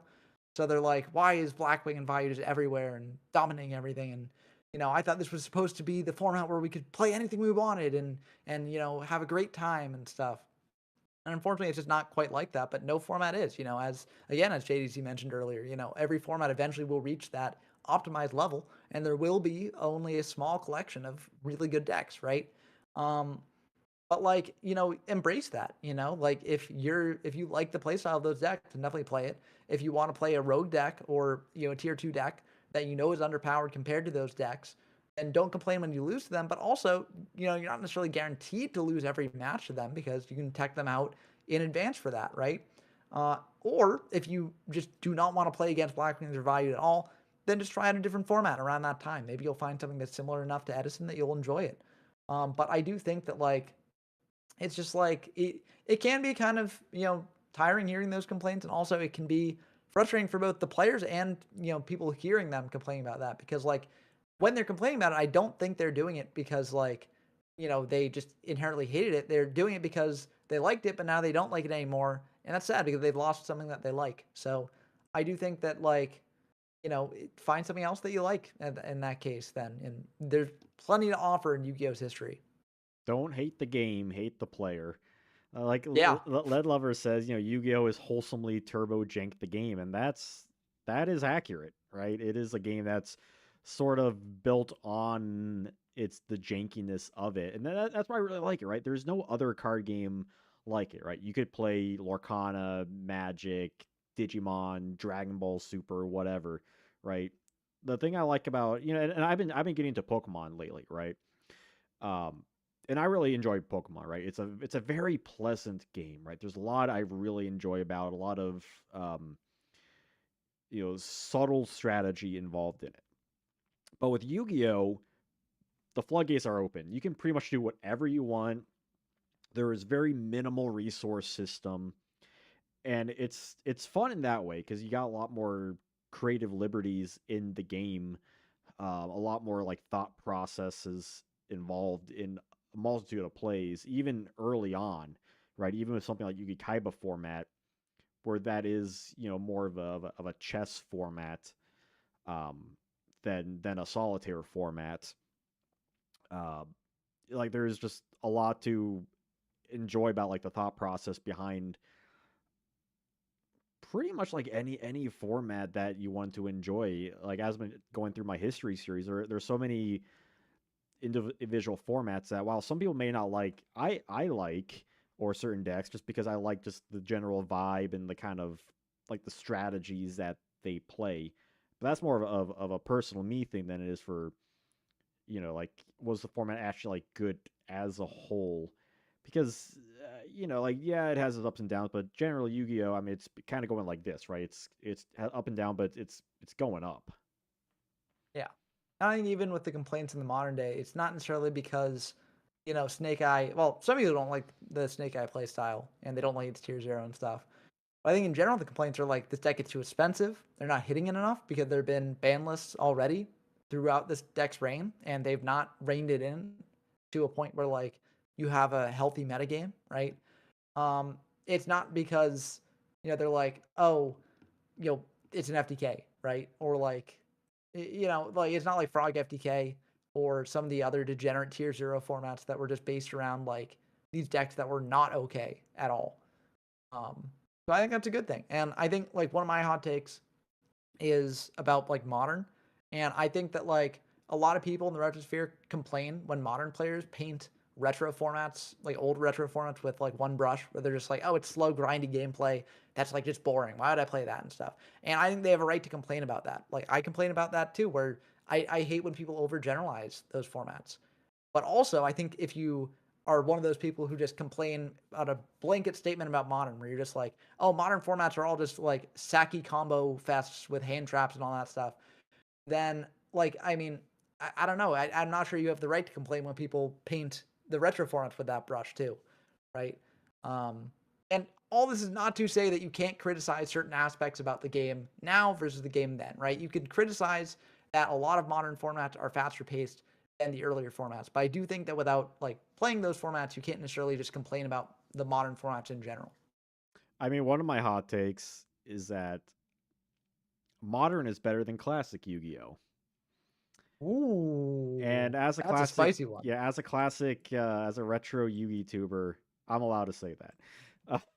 Yeah. Because the thing is with like modern is that, modern is perpetual, right? It is constantly ongoing. At some point, this format is going to be retro, right? Give it 5, 10 years. It's going to be an old format, and it's going to be like that till the end of time with every single format, right? At some point, Yada, Chaos, Perfect Circle, whatever. At all point, these were the modern format, right? With the modern stuff, you get, like a band cards aside, you get every other card in the card pool to play with, right? If you want to play with your friends, you can play whatever deck you want. You could play a Celtic Guardian deck and use all these like crazy support cards and stuff with and make it work, right? You can't do that with a lot of these old decks. You can make a hero deck and make it absolutely busty. You can do a my favorite hero build. You could do a like a Destiny hero thing or a like an extra deck. Like there's so many different like ways you can build some of these decks with modern stuff. And sure, the meta scene is one issue, but I think with modern Yu-Gi-Oh, there's like that's just like a small part in the big picture. And that's what I really like about the modern stuff is that it's constantly growing, it's constantly evolving, and as long as you can find a way to enjoy that, it is an endless source of entertainment if you like Yu-Gi-Oh. Like you can play, a very slow kind of deck with your friends with like kind of modern stuff. Like I mentioned, like if you want to do a Celtic Guardian deck, you can do that. Or if you want to do a fun, I don't know, Crystal Beast versus Prank Kids, then you can do that with like most of the cards that are available for those decks. You could build that, you can have fun with that, and it won't be like a meta contending deck or anything like that, but you can still have like a really fun, exciting duel just depending on what you want to play with. And I really like that about like the modern game more so. Like I'll say like modern different from like contemporary. Yeah, I think honestly, I've got a bit of a hot take, or maybe not a hot take, but just a weird one. Where my take is that like that sort of casual play, where you're just like, well, if you ignore the meta stuff and we play this and stuff, that's actually a different format from whatever format we're in. And that may sound weird, but like, give me a second to explain. So if you're sitting down with a group of friends and you're all agreeing to play like janker decks, right? Like decks that are not like meta decks, right? You're sitting down in this format with this ban list and stuff, and you're like, okay, we're not going to play Snake Eye. We're just going to play fun decks and stuff. That is basically instituting another set of rules into the format that inherently changes what it Mm-hmm. is, right? And I actually kind of argue that this is like something for historical formats too, where like a format is a set of rules, but if you look at like the event at the time versus modern takes on that format, they essentially are different games, right? Like GOAT back then versus GOAT now are completely different, which is why people have sort of set up a GOAT detox format where you just play like one agreed upon deck list and you compete with each other on that. So the very nature of like what we discuss as formats is kind of inherently flawed because like the formats themselves kind of shift from one thing to another just under that set of rules. So it's kind of interesting. Like I don't know. I always find this interesting to discuss with people because it's just like we're in the sort of retro format scene, so like we're immersed in these formats and stuff. Um, but it's definitely not as clear cut as a lot of people sort of assume it is. And I think honestly, like viewing them in this way also does help with a lot of the frustration that sometimes more casual players have when they jump into a format and they're playing against meta decks and stuff. Like if you're playing in the context of a competitive event where people are going to be bringing the best decks in the format, right? The most competitive decks in the format, like you're not really going to enjoy it as much as if you were just playing with friends in a more casual level. Yeah, and I will say, I prefer to play retro formats. But my room is more so for like for what you can do with like modern stuff. And I do agree with what you're saying too, where it is kind of like everything is sort of split into different formats, right? Everything is like two formats, right? You got like the original format, then you have like the additional side of things, right? Like modern goats, classic goats. You got like the modern Snake Eyes stuff, and then you got the more like casual environment sort of thing. And I think that's like like Sojima says, the new Pac-Man jank they added in Age of Overlord set is fun. Got to build and play with friends. Yeah, it's like you're not gonna play meta with that, but with all these extra stuff you're getting, you can play with that. Like I don't know if heroes are gonna top an event anytime soon, but we just got Wink Rebo level 6, and so you could definitely build a lot of stuff like that. You see a lot of these YouTubers, like Kira Twig or Dark Arm Duelists that will like just make these videos of just these random decks, updates to decks, and that's where a lot of the fun comes from. I think for Yu-Gi-Oh, even though like I prefer to play retro formats, uh, like you said, that's just more of like a rule set being like, hey, I think it'd be fun to play heroes in perfect circle, right? Like pre absolute zero in the shining. Like, yeah, Yeah. it's like it's not missing cards. It's just like this is just an interesting period of time to play that. What's up, anti-type soldier eraser? First time chatter, I believe. Love your OCG story videos. Maybe understand rush duels better. Hey, glad you enjoyed. Had a bunch this month for OC June. Oh But yeah. the next one is next OCG video sometime next month, but that should OC be a good July. one. Oh, yeah. Not another one. Oh no. But I do think also like this sort of discussion. I just want to mention this before we move on to another hot take Mhm. potentially. I think this is also why a lot of like sort of fan made formats like fail when you try and sort of make this artificial thing where it's like, okay, we've played this one like official format for a while, and now we want to make our own thing with like a slightly different ban list, maybe additions or subtractions to the card pool, like and see how it works and stuff. I think part of why that fails is that a lot of the times if people are tired of giving competitive metagame, right? Like if you play goats and you're tired of competitive goats, what you'll do is you'll just get some friends and be like, okay, y'all want to play goat, but like not play Chaos Turbo or like just play like more casual decks.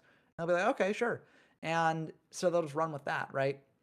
And since it's more like a personal thing, I think that sort of having a broader, more general, like, okay, let's agree to these rules for a more casual version of the format that we're in is sort of doomed to fail because, like, they're just like, well, if I want a more casual version or a version that maybe is competitive but like slightly different, I'll just play with friends or with house rules or something like that, on my own.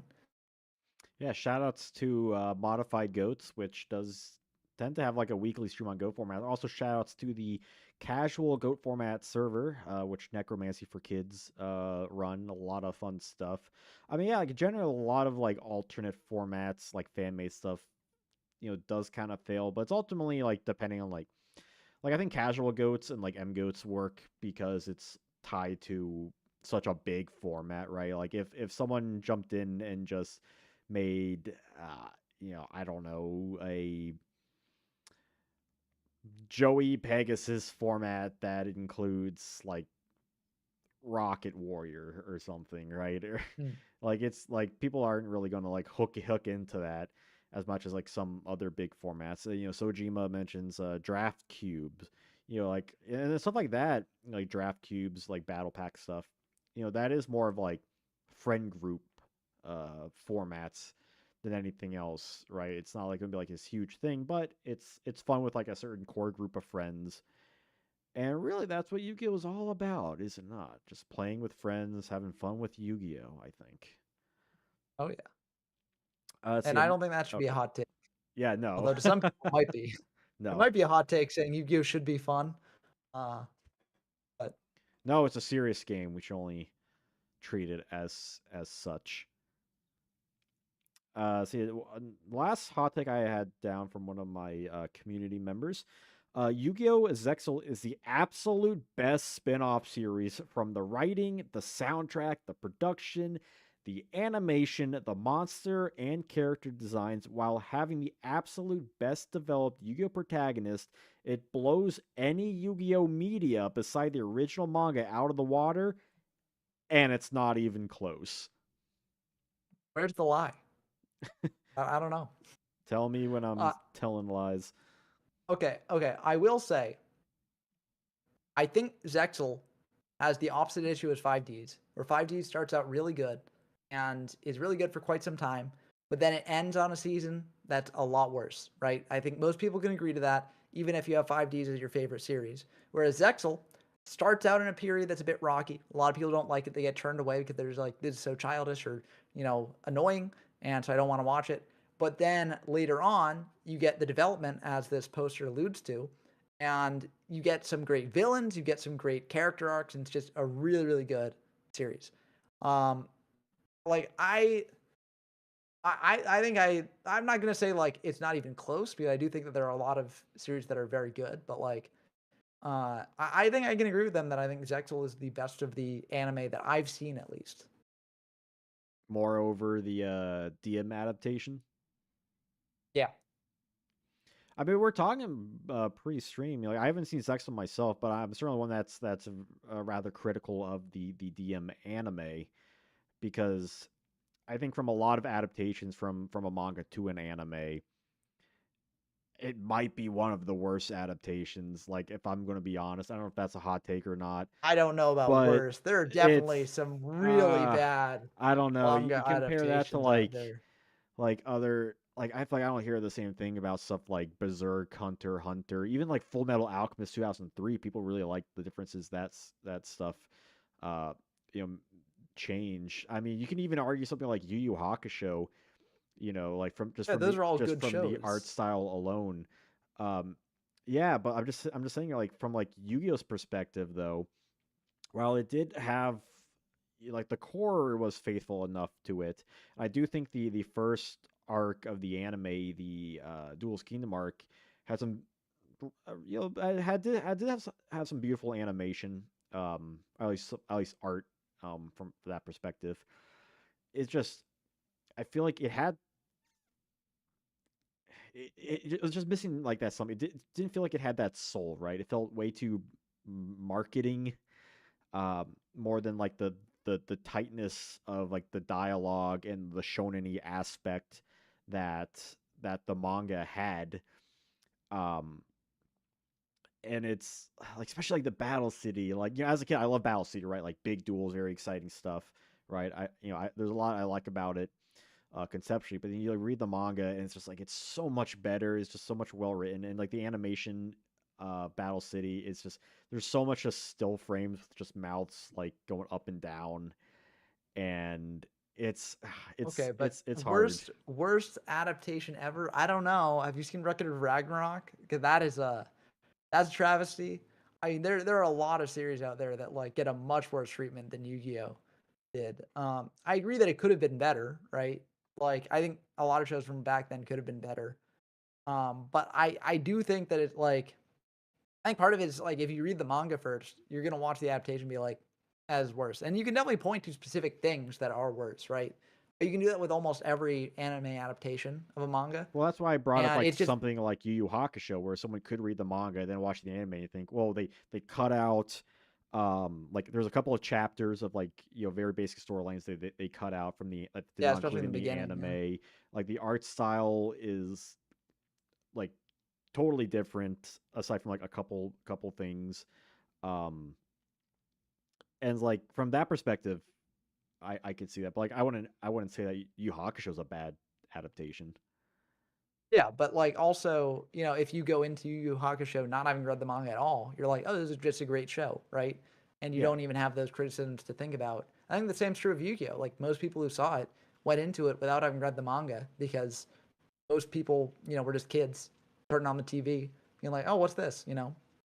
And coming at it from that perspective, I think that like it's a very good show, right? And like I think the fact that it is a good show, even if you haven't read the manga, or maybe because you haven't read the manga, like not you, but like someone watching, Hmm. um, I think it's still a good show because of that, right? Um, but like art speaks to different people differently.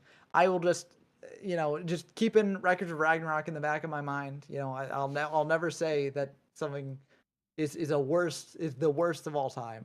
For an anime adaptation. Yeah, well, I mean, like, I haven't seen Zexel. I haven't watched 5Ds, but I hear a lot of good things about 5Ds. Like, Zexel, I feel like I don't hear as much talk about, because it's typically, I hear about, it's like DM, GX, 5Ds, and then everything else kind of Yeah. exists. Even like GX is really, really rough. I mean, okay, I like GX. I think the GX is fun. It's love that enemies in the chat says 4 Kids Dub did more good for the show than harm. And listen, I agree, and I think that that's true both for the original series and for GX. I think that except for season 4 and for like season 3, you could say as well. Like a lot of dark things get sort of like lightened up by the dub, but I think like the moments that a lot of people find boring watching the sub are a lot better with the dub because the dub pokes fun at it and makes it more entertaining and bombastic. Whereas the sub, it plays it a bit more straight, and a lot of people can sort of find that a hurdling point. Of course, some people are the opposite, where they're like, oh, they made it too goofy and they want the sub. But I think the fact that you now have a version that works for both types of watchers and something that can appeal to one type but not the other, and vice versa, enabled more people to get into it than otherwise would have. Yeah, the way I kind of look at it, which sort of opened my eyes about the GX dub, is that it is almost like its own, like it's an unabridged abridged dub. Yeah. Like it feels like a self parody, and so I feel like because like I do want to finish GX. I got to like maybe halfway, maybe one third through season 3, and like I just couldn't. Like Season 3 it is the was rough best for me. season though. But now that I'm looking at it, like okay, it's like a self abridged kind of thing. Like maybe if I like watch through that, I can appreciate it from a different perspective. Yeah. Or if You I could jump into the subs, that might be another way to go yeah. about it. I think the sub, if you just jump into the sub, you don't really miss much for the first two seasons of the sub. So if you've watched the dub of those, you can just jump into the sub in season 3. And I mean, it's a much more serious version than the dub. So, and season 3 is a much more serious season than the rest of the show. So I do think that like it is really good. I recommend watching it. I think it's very good. Of course, that's not a hot take because a lot of people out there agree with that. Yeah, I mean, But I think it's really, actually yeah, I mean, I really like the GX anime, for like conceptual. Like like I remember like when it came on, I remember like the advertisements and everything for it. Like it was definitely like a big part of Yu-Gi-Oh. Like for me, it's like the Dual Academy stuff and like different classes, and everyone had their own like decks. Like there was a lot of fun with that. I really enjoyed it, and honestly, like is it better than the GX manga? I mean, they're two different things, oh yeah. like See, entirely. Things to like and dislike about both. I think they both have something to offer. Manga has a lot of issues, but I think but conceptually, I think both like very fascinating additions to the Yu-Gi-Oh lore, and I do enjoy that they exist. Like I would not yeah. want them to disappear. I actually have not read the GX manga. The only manga I've read outside the original is Arc V because I heard about the ending and I was like, I have to read this for myself. That was wild. I think the Arc V show is definitely better than the Arc V manga, despite the flaws of the show. Um, and the show definitely has flaws. Like I really liked Arc V when it started, but then it got bogged down in the infamous synchro arc, and it was just so slow for that arc. It was just really rough. Yeah, like But I think that like oh, go ahead. yeah, I think it's good. Yeah, with like the GX manga, I really liked a lot of things that they were like going towards. Like a lot of the changes they made felt like it was a lot tighter than the anime. But the last like volume or so, it felt like the creator was just rushed and had to Mm, just make up an ending, and it's felt that so many certain plot threads that you could see them like possibly like heading towards just didn't. yeah, Right. And I don't know if that's something that they were planning to do at a later, potentially later manga, or just have it be that way just because they just wanted to keep it open ended more than anything else. Um, but I think overall, like it's certainly interesting. And I do think it's worth reading. It's not very long. It's only mm, like I don't know 6 volumes or something like that. We got some people laughing about the Arc V ending. yeah. It is it's iconic. Do you know the Arc V ending or No. for the manga? Oh, it's wild. It's something to be experienced. It is it is crazy. Um, Yeah, it's wild. Oh boy. It's one of those things where like I don't think that ending was rushed. I think they knew what they were doing, and they stuck the landing. Just why did they go for that? Um, but it is very funny. I think. Um, Yeah, but GX manga had Mass Heroes. It was super fun. Yeah, Jaden had two different decks in that. He had the more like natural heroes, and then when he got like his own deck, it was like the Mass Heroes, which is more common rider inspired. And I think that's really cool. Just adding more different kinds of heroes. I think it's really fun. Yeah, it's quite the ending skull emoji. yep, Oh that's a boy. good representation of it. Yeah, I really just Uh, need to like watch more of like the GX, or not GX, just like Yu-Gi-Oh anime in general. I don't think I yeah, have to in regards to my own thing, but I just think personally, I think yeah, I'd be interested to watch it at least. I've seen like most of the series. I've seen like Vrains. I didn't finish. I should actually finish Vrains because I've heard the ending is very good. I just was not really as interested when a certain thing happened, if right at the beginning of the final arc. Um, I haven't really watched Rush Duels or Go Rush, or any of those. But I don't have anything against them. It's just I haven't watched them. Um, but yeah, Yu-Gi-Oh anime are generally a fun time, especially because they're very unique. There aren't really any other shows that outside of like Cardcaptor Sakura and some other things. Um, or like some failed series that just get like one season or two, like Bakugan, I guess, or I think there was like a Vanguard series, or no, Duel Masters had a series as well. Oh, Anyway, I like, that yeah, one is that's another like feels like a parody. yeah. Well, for some of them, you gotta watch this up. It's just like no contest, but I do remember enjoying card captors though. Like I know there's some fair difference between card captors and card captors Sakura as like the Japanese and mm. English versions. But I remember enjoying that one when I was on WB.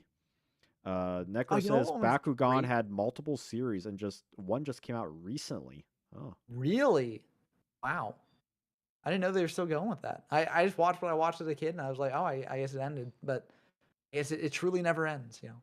One I really liked that wasn't an anime, but an American cartoon was Chaotic. That was great. I mm. loved that series. Do you Yeah. remember Dinosaur King? Yes, Dinosaur King. That was so That good. feels like That was, one that it just disappeared from existence at some point. yeah. It was great though. I loved the like bargain bin Team Rocket, that they Oh had yeah. there. And like I was a dinosaur nerd as a kid. I feel like a lot of kids were. Part of me So I feels was like, like that never like feels like a weird fever dream, right? You wake up in the morning and just think, what the heck is this? And then like no one else remembers it.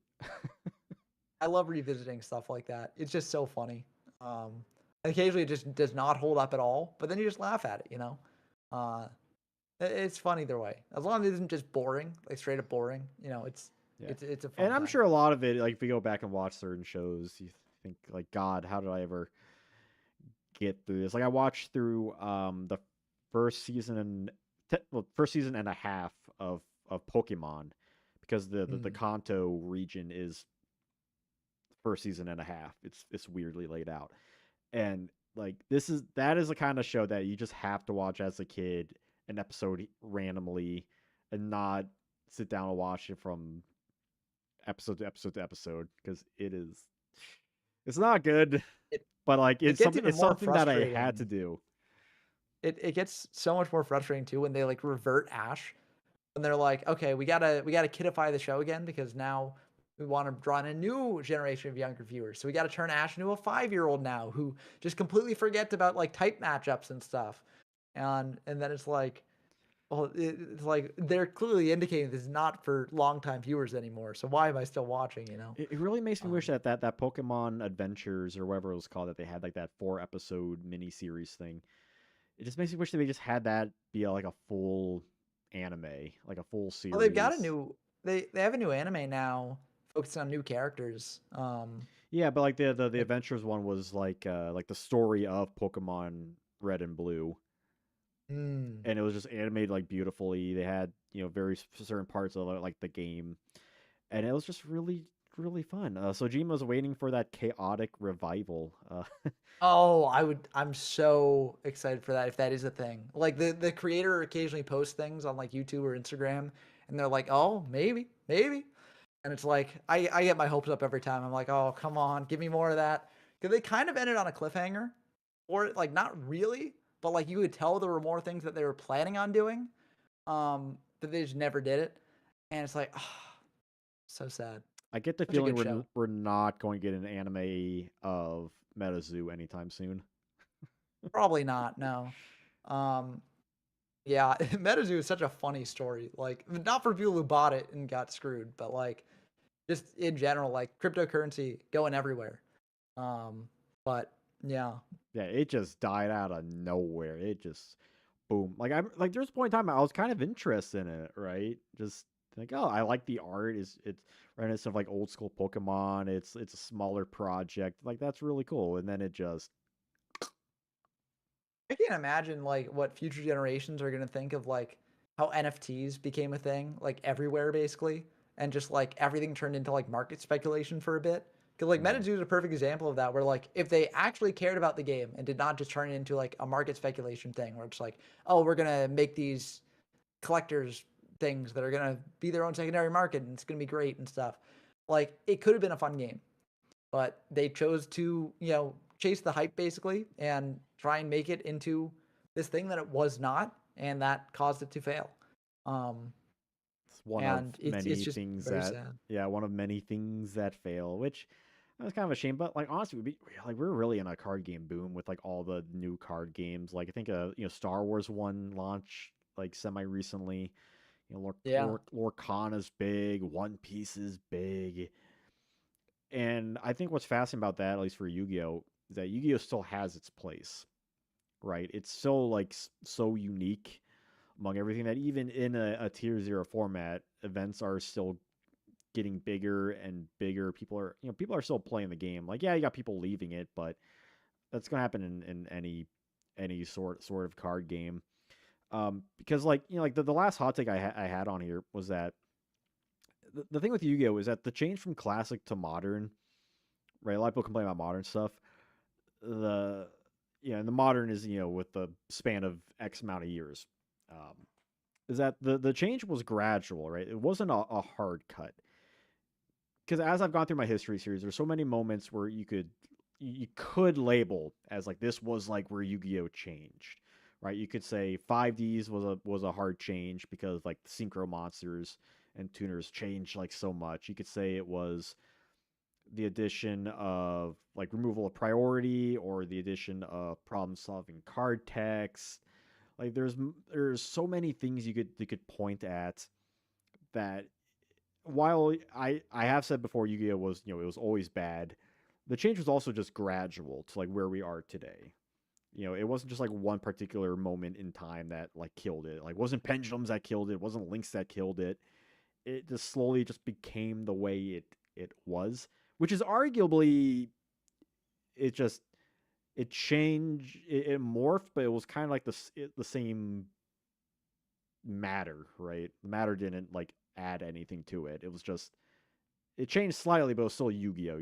If I'm making any sense, I don't know if I'm making any sense. yeah, no, I think it makes perfect sense, and also something a lot of people don't consider is that even like in the early days of the game, right? Like you have a general trend in the DM era where like the speed and power of the game is like increasing, increasing, increasing, right?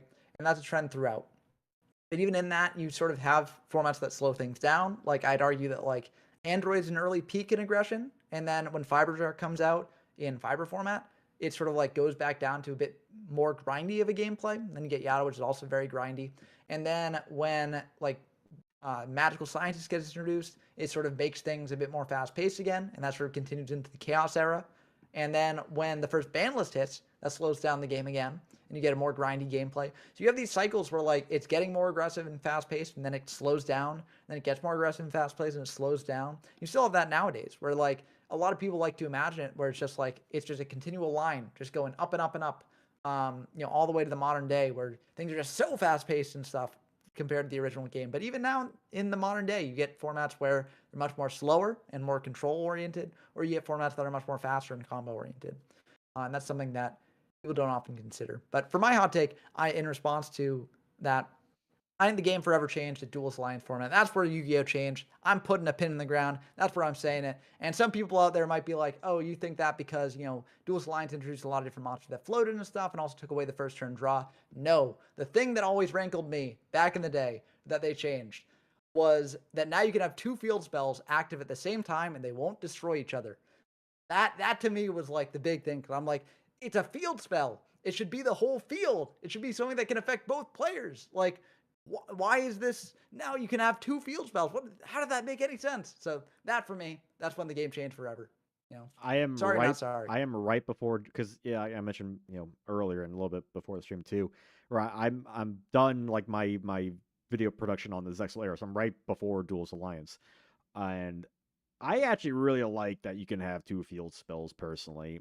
Like there's a lot of things that don't like Pokemon for example, right? You can have one stadium card at a time. Necro points out that in the Duel's Kingdom arc that they have multiple fields active at once, and I think it makes sense for like just the way one for a card game having different field spells mean you can do like way more things. It's you have more of that interaction like your own field, and it doesn't necessarily completely just get rid of what your opponent has. 'Cause that's instant destruction, which is kind of weird if you think about it from that perspective. But also just the way field spells were changing, which began like much previously, where they were kind of becoming more like continuous spells, more than anything else.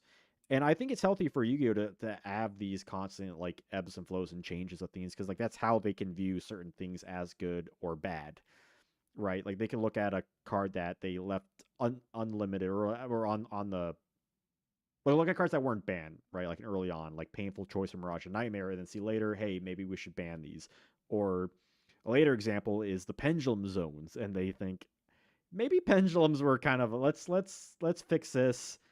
So they got rid of pendulum zones or added them into the spell and trap zones, and then they had the whole thing where like you needed like the link arrows to summon extra deck monsters, and it took that away. So now you could like summon them off, which I think was also an improvement. Um, and you can kind of tell that they probably do regret pendulums just as a concept, but that's I mean they're not gonna just take away pendulums from the game, right? You have to live with it because this isn't uh, uh, a, uh, a rotation style game. Like the list is their rotation.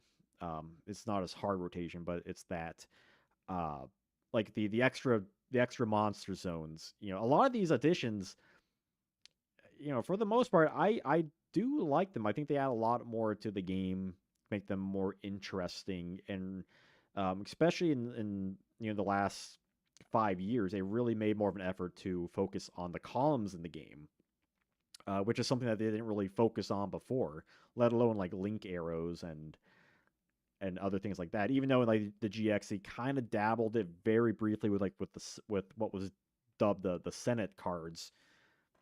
Now it's a whole thing. So they're really kind of going more into like the field as it is, which I really like.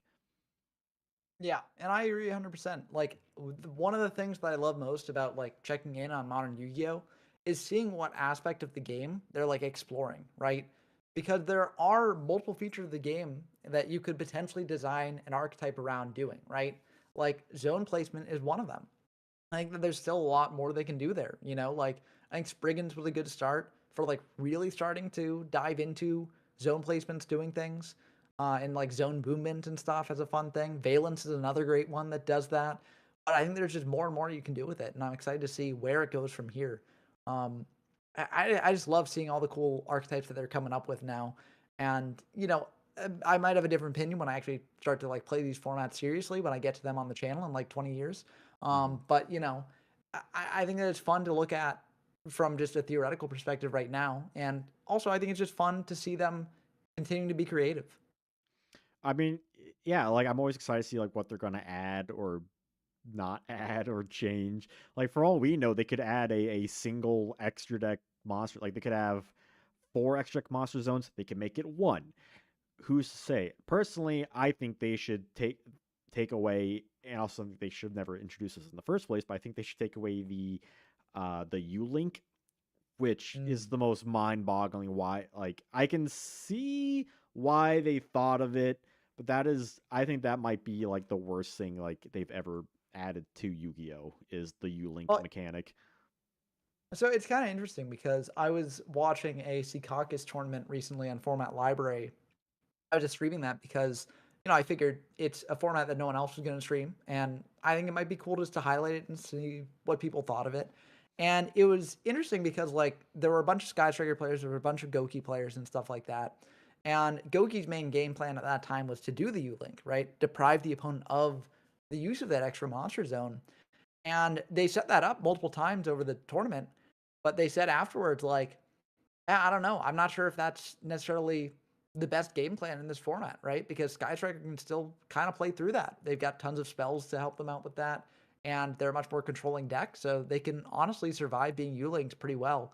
Um, and it's sort of one of those things where I wonder, like, is it something like the Yadalock where just at the time it was so frustrating to face, and that was like the competitive landscape. So you had to be facing a lot of decks that were doing that over the course of a tournament run, right? Like at the time, was it more overblown than it is just returning to it now and seeing like, oh, that can happen, but it doesn't really happen that often. And oftentimes decks are just better trying to do other things instead. I mean, that's fair. I guess like my point is that Yada is a singular card, whereas Ulink is like a mechanic that they put in the game. Like this, this can Yeah. happen. It can come up in the future if the right deck appears that does that. Especially as like the extra deck continues to be such a vital aspect of the game. Um, we may. But even then, like, deck like Snake Eyes, I think they can deal with that U-Link potentially. Like, I think Flamberge can put one of the cards in the U-Link into the back row, right? And then deal with it that way. I think that can happen. Right, but I don't like know. if we're in like that a certain format, like in the future, where like the meta is something that's completely unseen Yeah. at the But moment, I mean, it could I become kind of an issue with assume, the game. I think. yeah, I just kind of assume that like there are so many different ways that decks can interact with each other now that there will be something to interact with that U-Link. That could definitely be a wrong assumption. Maybe Konami just puts out a deck that is uncontested and makes the U-Link and is like untouchable. So the U-Link just stands and then Yeah, no other deck can play. I mean nowadays, But yeah, I you think, you have cards like Dark Ruler No More and The Rock, right? You yeah, have we're stuff evenly that matched too. yeah, you have You things know, that can out certain things, but also they have things that can out the outs, and it's such yeah, a ping pong tennis yeah. But match of outs.